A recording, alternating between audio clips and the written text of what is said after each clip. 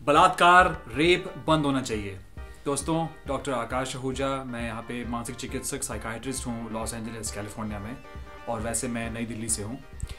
आज इस टॉपिक के ऊपर हम बात कर रहे हैं, वो है रेप, बलात्कार। क्योंकि आजकल ये बहुत चर्चा में है, बहुत लोग इस बारे में बात कर रहे हैं। रोज़ ही अखबार में खबर आती है कि इसका रेप हो गया, इसका बलात्कार हो गया। और ये इतनी दुखदायी खबर है कि हम 21वीं सदी में रहते हुए भी हमें इस बात से अभी भी हमें सामना करना पड़ता है। तो दोस्तों, ये लोग बलात्कार क्यों करते हैं भाई? तो और ख़ास तौर पे आदमी लोग, तो उसका जवाब ये है कि कई देशों में, जैसे अमेरिका जैसे देश में, रेप इसलिए होता है कि ये सेक्स के लिए नहीं होता, ये यौन संबंध के लिए नहीं होता ज़्यादा। ये इसलिए होता है ताकि जो मेल हैं, जो आदमी लोग हैं, वो अपनी ताकत दिखा सकें स्त्रियों के प्रति, जिनको कि वो कम वीक या कमज़ोर समझते हैं। हिंदुस्तान में अगर हम बात करें तो रेप इसलिए तो होता ही है क्योंकि आदमी जो है वो अपने आप को ज़्यादा ताकतवर और ज़्यादा पावरफुल और शारीरिक और मानसिक तरीके से समझते हैं। लेकिन इसके कुछ और भी कारण हैं। एक तो जो हमारी सोसाइटी है उसमें बहुत सारे भेदभाव हैं। गरीब अमीर में गैप बहुत ज़्यादा है। हमारे में बहुत सारी भाषाएं बोली जाती हैं।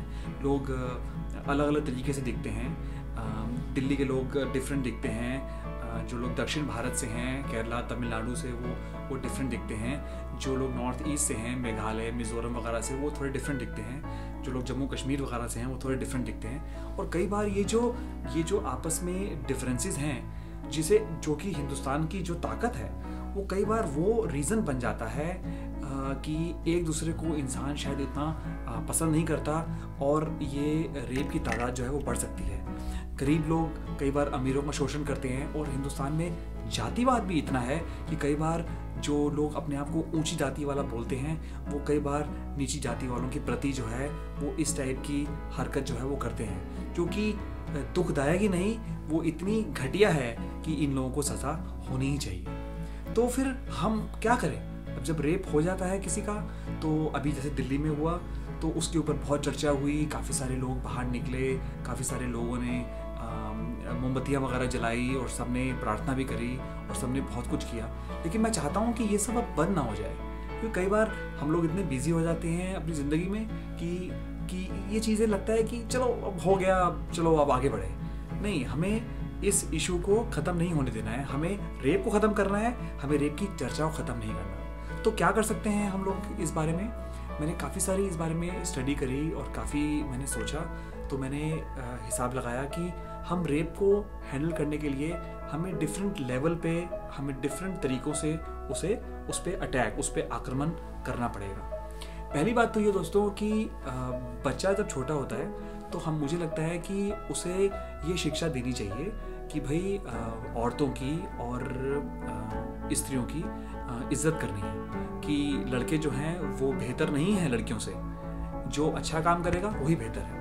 ये बहुत ज़रूरी है। प्लस हमारे स्कूलों में जब एज बच्चे की बड़ी हो जाती है, 12 साल, 13 साल, 14 साल, उसको वो सेक्स एजुकेशन, जिसे कि यौन शिक्षा के बारे में कोई ज्ञान नहीं प्राप्त किया जाता।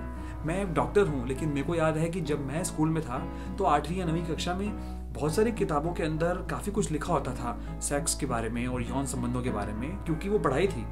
लेकिन वो हमें किसी ने पढ़ाया नहीं। टीचर्स ने उसको बस कहा कि चलो भाई ये पढ़ लो और आगे बढ़ो, और उस बारे में कभी कोई डिस्कशन नहीं हुई। तो मुझे लगता है कि ये बहुत गलत है, क्योंकि जब लोगों को उस बारे में जानकारी नहीं होती तो फिर वो अलग अलग तरीक़ों से उस बारे में गलत चीज़ें सीखते हैं। और मुझे लगता है कि अगर लोगों को सही जानकारी होगी यौन संबंधों के बारे में, तो मुझे लगता है कि रेप की जो तादाद है वो ज़रूर इससे कम होगी। प्लस मुझे लगता है कि स्कूलों की ये रिस्पॉन्सिबिलिटी होनी चाहिए कि वो बच्चों को इस बारे में बताएं, और रेप के बारे में बात की जाए, ओपनली की जाए। रेप को बिल्कुल दबा ना दिया जाए। उस तरीके से जब तक आप इस बारे में खुल के बात नहीं करेंगे और ये लड़कों को नहीं बताएंगे कि रेप गलत है, जब तक आप ये नहीं बताएंगे, तब तक ये लोग शायद उतना नहीं सीख पाएंगे। तो मुझे लगता है कि ये बहुत ज़रूरी है। नंबर 3, मेरे हिसाब से सोसाइटी को अपना ये रुख जो है वो थोड़ा बदलना चाहिए। सोसाइटी अभी भी मुझे लगता है कि सोचती है कि रेप ओके है, नहीं, रेप ओके नहीं है भाई, rape is not okay, rape okay बिल्कुल नहीं है। तो ये सोसाइटी को, और सोसाइटी अभी भी अगर किसी का रेप हो जाता है इसी स्त्री का, तो वो उसी को ब्लेम करते हैं कि यही बदचलन होगी, इसके इतने सारे चक्कर चल रहे हैं, और ये रात को 2-2 बजे जाती थी, उसको हमने उस लड़के के साथ देखा, यहाँ देखा वहाँ देखा।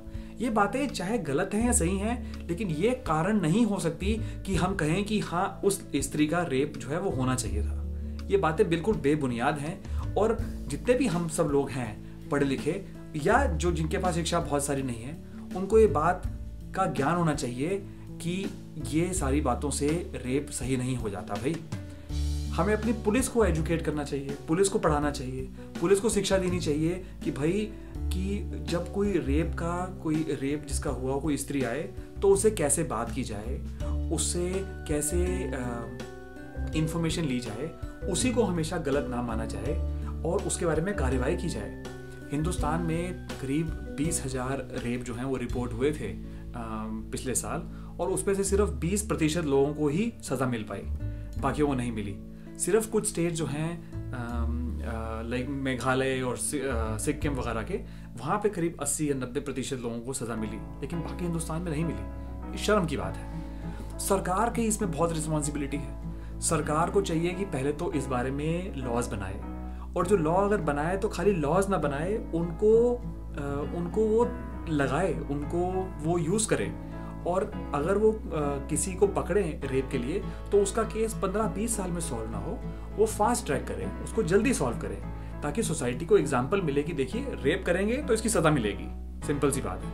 तो ये सब करना बहुत ज़रूरी है। हिंदुस्तान के लोग इतने स्मार्ट हैं, हमारे पास इतनी टेक्नोलॉजी है, हमारे पास CCTV कैमराज हैं, हमारे पास GPS है। ये सारी चीज़ें हमें यूज़ करनी चाहिए। पुलिस में और स्त्री हवलदारों को शामिल करना चाहिए, ताकि थोड़ा सा लोगों को इस बात से थोड़ी आसानी हो बात करने में। और ये बात हम हमेशा याद रखें कि थोड़ी सी जिम्मेदारी इसमें जो है वो स्त्रियों को भी लेनी चाहिए कि भाई अगर आप कहीं जाते हैं, बाहर कोई पार्टी में जाते हैं, कुछ करते हैं, तो आपको ध्यान रखना चाहिए कि आप पहले तो अच्छी बात है कि शराब ना पिएं, लेकिन अगर आप शराब वगैरह या जो भी पी भी रहे हैं तो ध्यान रखिए कि कोई आदमी उसमें कोई ड्रग्स या कोई उसमें कुछ मिला ना दे, क्योंकि ये बहुत कॉमन है। प्लस वो ध्यान रखें कि पार्टी के बाद उनको जाना कैसे है अपने घर, उनको अपने घर कार पे जाना है या टैक्सी पे जाना है, उनको इन बातों को ध्यान होना चाहिए।